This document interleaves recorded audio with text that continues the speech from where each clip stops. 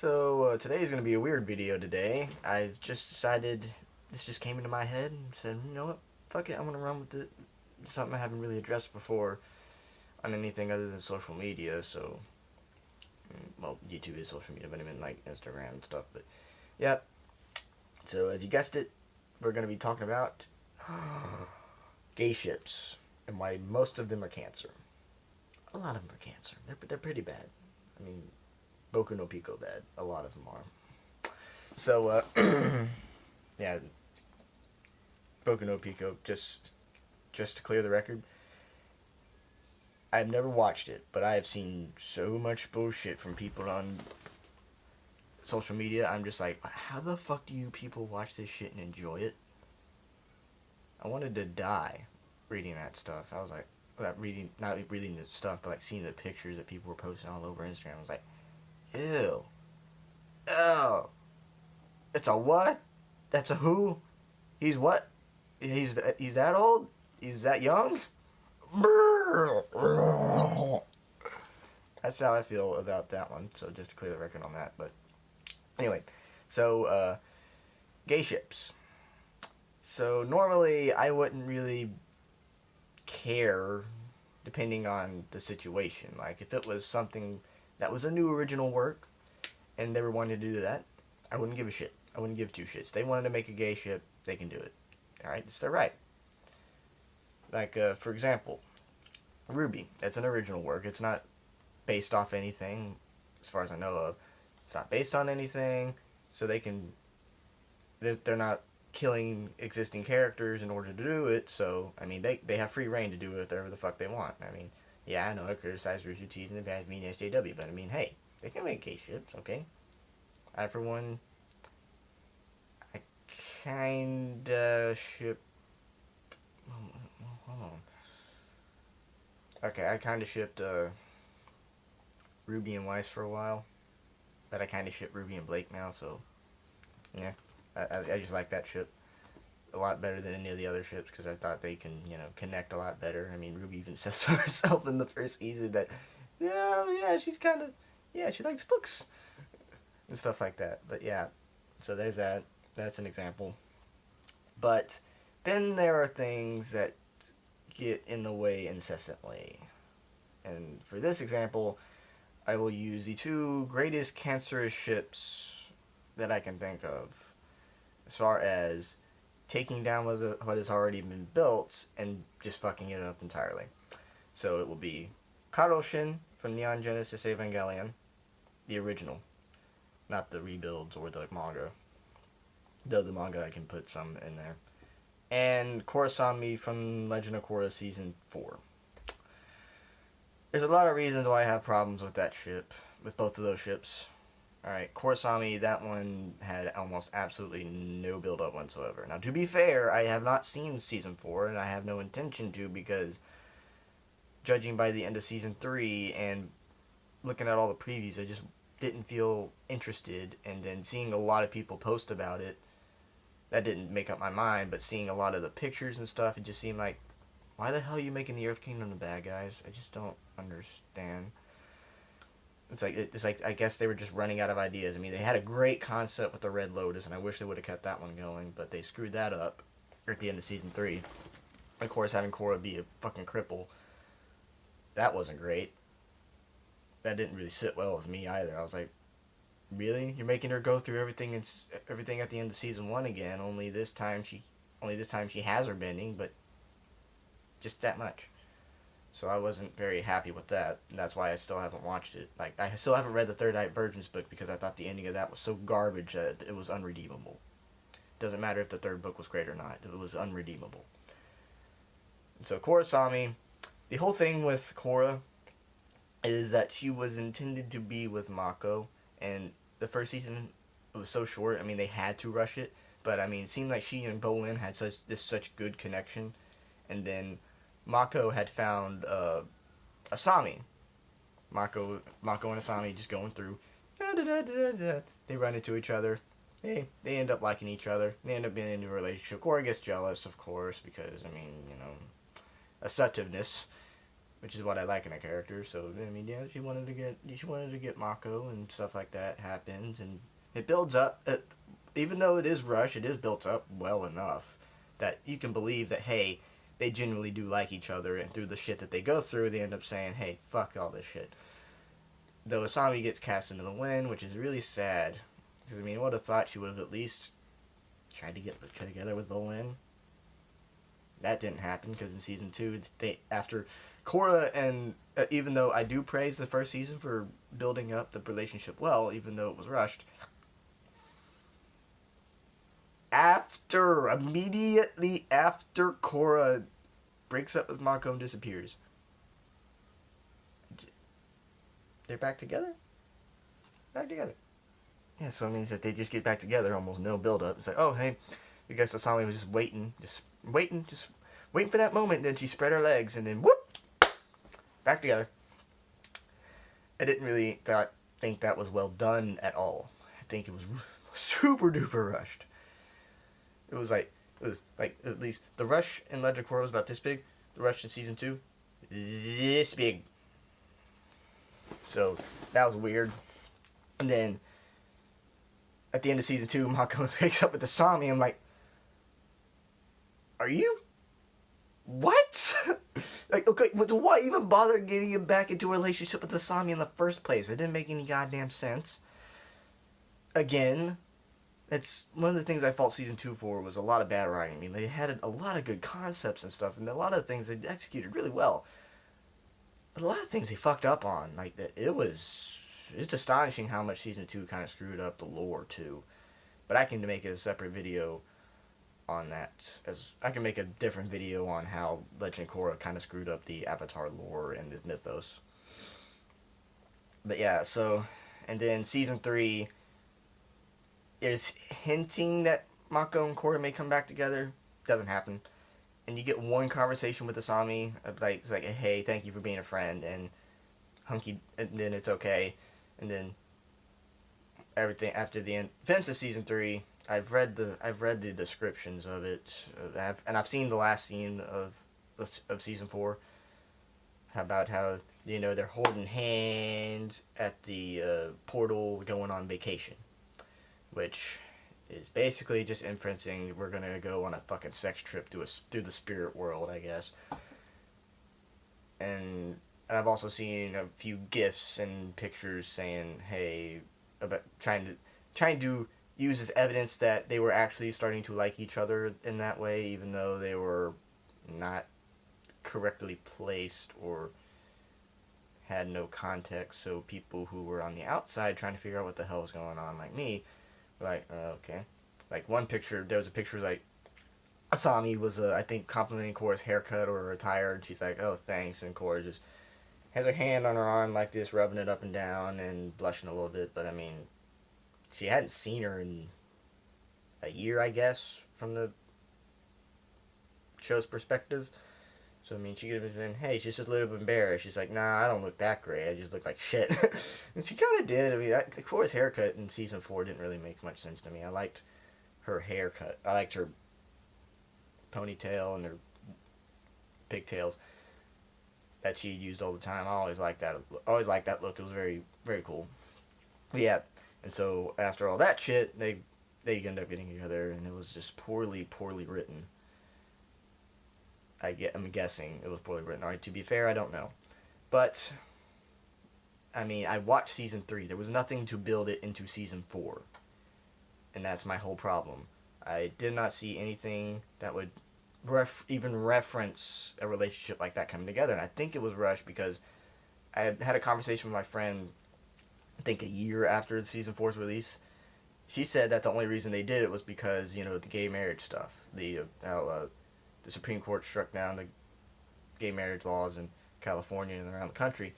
It's like, I don't think so. I mean, it might have, but I mean, yeah, I guess. So, I mean, that's a reason, but I mean, if you're going to do that, I mean, I don't even think it was Bryke and Mike's intention to really do that. I mean, I'd seen a couple of memes saying that they were originally going to put Mako and Korra back together, but after a couple of fans' reactions, they said, nah. Which makes sense, but No build up.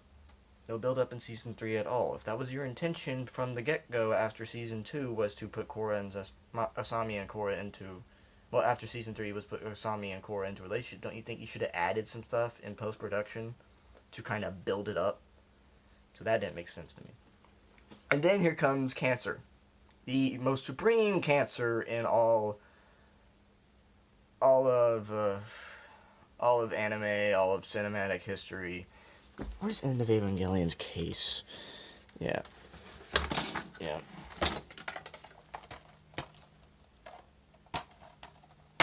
Where is that picture that they have on the poster?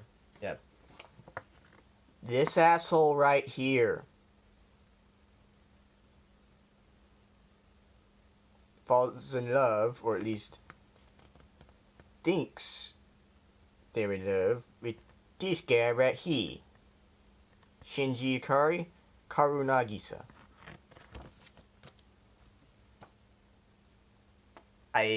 Their words cannot describe how much I hate this ship. Alright, it was horribly conceived from the start. Alright, in the anime, there was no reference to this guy. We had no indications that Shinji was bi in the first place, so that didn't make any lick of sense. And no matter what the manga did for damage control on that one, that will not repair it. It may have built it up a lot better, but I mean, it's not going to repair the mistakes they made for that one. Like, it's just like...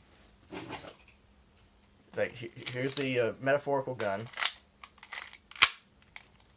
Here's all the good ships in Evangelion, which is basically just either Asu Shinji, Asu Shin, or Asure. And then here... No, this is the gun that represents Karushin. Here's all the good ships. Bang! Dead. Just dead. You're just like, why? It's like, and the whole thing, like I said, was just horribly built up. I mean, they introduce him in the third to last episode of the series. You get a couple of conversations with them, a bath scene, even. And I'm supposed to accept, even after Shinji kills this bastard, spoiler alert, Shinji kills him, because he's the bad guy, I'm supposed to believe that he sincerely loved him. No. No, that was one of the most horrible build-ups ever. Will always be one of the most horrible build-ups ever. And like I said, the manga did some good things with his development, but introducing him in so late doesn't help. It doesn't help at all, especially when you have something as weird as Neon Genesis Evangelion. Alright, so it's just like, yeah, there's a lot of things. It's Karu's sacrifices that didn't make sense to me, and I've always thought of it as a dick move. Ever since I watched that episode, I always thought Karu's sacrifice was a dick move. I mean, he was going to blow up everyone. All of a sudden, he's like, meh. And yeah, I can go with the case that he was misled. He was misleaded by the other bad guys to do what he was going to do. He may have been naive and stuff, but still, he was acting with malicious intent. Alright, and in the manga, he's also a huge dick. I don't remember where I put my manga for it, but I mean, he was a dick to everyone except Shinji. And what also, the other thing that doesn't make sense, Shinji was actively pushing the dude away from him. Away. He was like, fuck off. Get away. Run before I shoot you with this pistol. Like Shinji was doing everything possible to get away from this dude. Alright? And even his classmates, like, with one glance, they're like, who the fuck is this guy? Why is he with Shinji? Go away. So it's just, that's just one thing that's just bad. Okay, and then here's another Cancer. CL and Sebastian from Black Butler. Black Butler, it's weird. I think it's got some well-written parts, but I mean, it's just the fandom is so obsessed with this 13-year-old kid with this probably centuries years old demon. I'm not making this up. 13 years old. The centuries old demon. Alright, don't pull this. But Aang was like 100 something years old when he met Katara. He had the mentality of a 12 year. He was 12 years old when he went into the goddamn thing, okay? He's still a developing boy. Don't pull that bullshit with me. And if you're saying, oh, that means you're also saying that gender is in the mind and age is in the mind. No. That's not how biology works, okay? There is a perfectly good explanation as to why Aang was the same thing he was in before the iceberg, the same thing after. Basically, just cryostasis. Alright?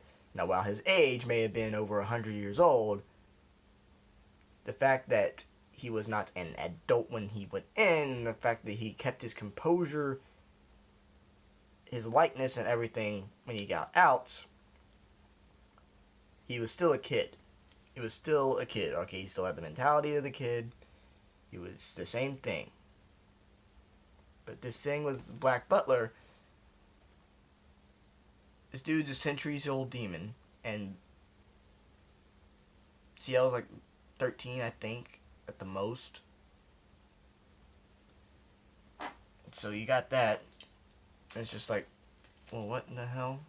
Why are people shipping this? It's like, I used to not really care, but then I saw a lot of obnoxious people on the Instagrams and stuff posting a lot of shit on it, and I'm like, okay, this is just weird. Alright, so that was another example. And then there's also, and this is the point I'm coming to, is there is just this huge movement to cut swaths into established media to promote homosexual relationships, which is dumb. Like Ian McKellen, the guy who played Magneto in the original X-Men movies, he wanted to make a gay Bond movie, and a whole bunch of people lambasted him for it, and for good reason, because that's not a part of Bond's persona. Bond's persona is he's a womanizer. He's a secret agent. He can get it in with the ladies. Right? And one of the things I don't really like about Atomic Blonde, is the fact that she's basically a James Bond ripoff, and she's a lesbian, I guess, because there's apparently a sex scene in there. And I'm just like, well, what's the point? That you're not bringing anything new to the table. And I hated how that movie was promoted as it was being just as important as Wonder Woman. Well, how the fuck are you gonna get kids to watch this? Really? I mean, I know a lot of kids watched RoboCop back in the day, but they didn't pay attention to the stuff in there. But if you're gonna have, didn't pay attention to the blow and the nudity in there because that wasn't such a major inference in there. But if there's a whole sex scene and you're wanting kids to watch Atomic Blonde to get inspired by that, good luck with that. But she's basically just, but Charlize Theron's character in that is just basically James Bond lookalike. Well, James Bond female, which is super idiotic because James Bond, just let James Bond be James Bond. Okay, no, there are certain times where I think you can change things. Like if you're trying to, like if the character isn't explicitly stated to be white or black, he can be interchangeable. Like James Bond again, for example, Idris Elba. I would like Idris Elba to play James Bond because he's super good. He's a super good actor. I think you should only change specific things only if the acting is good, but not something that is part of their persona as being such a womanizer. Like I don't care if James Bond is black. Hell, I'd have Yaphet Kotto. I just put a bunch of CG on him, make him James Bond, because I like Yaphet Kotto. I watched him in Alien. I thought he was pretty great, and he was also a Bond villain, so he fit the bill. And in Star Wars, and something that I love intensely, and once again, I don't want to have to get into The Last Jedi right now, but there's so many people who are gunning for this Poe and Finn relationship, even though it has absolutely no relationship build-up whatsoever. Like, there was nothing in The Last Jedi that helped that theory. There was nothing in The Force Awakens that helped that theory, though I guess you could kind of make your own inference with that one, but there was nothing in The Last Jedi that could have helped it. To top that off, it seems that Rian Johnson was going to go with this Rose catalog, then make this huge awkward love triangle with him, Rose, and Rey, I guess. And then the biggest sin of all, out of The Last Jedi, as far as relationships go, is apparently it is referenced that Admiral Holdo, played by Laura Dern, and Carrie Fisher's character Leia were apparently supposed to be in an implied lesbian relationship. There are many reasons why I have a problem with that.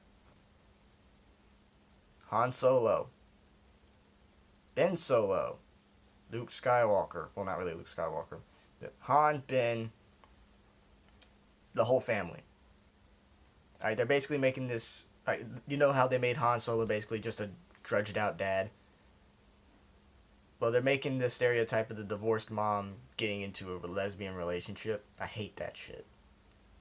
Okay, one of the reasons that I hated The Force Awakens was the fact that Han and Leia didn't get their respective screen time a lot. They just got one little cutesy scene that was actually really well done, but all they got was one scene, and their relationship was basically over just because of what happened with Ben. Like, they just didn't do anything. They just, nope, threw all that out the window, and then and we never got any reference to Holdo in that movie at all. Holdo was apparently, it's all Rian Johnson's creation. And so she comes in, and she's apparently a lesbo. And she turns Carrie Fisher's character bi. Or, I guess. No sense. Wasn't even built up properly. Again, okay, I don't have a problem with gay ships in certain things, just as long as they are with different characters that aren't messing with the established ones. And that's my whole problem. It's the whole problem with a lot of these ships. Alright, and Ruby,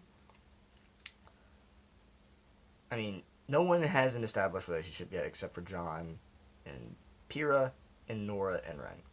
Those are the only people with really an established relationship. And but I mean, there's a whole lot of things. Everything can go like 5 different ways with that.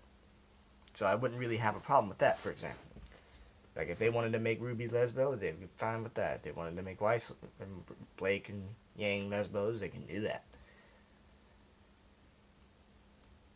But when you're messing with relationships from 40 years of canon in places like Star Wars just to promote an SJW point about how we have to be intersectional, you're messing up, and it's not going to help.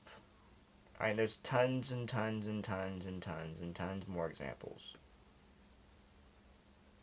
Like, another thing with The Legend of Korra, Kaya, Katara's daughter, and Lin Beifong, Toph's daughter, I swear, people are just obsessed with watching old people fuck now, I'm pretty sure.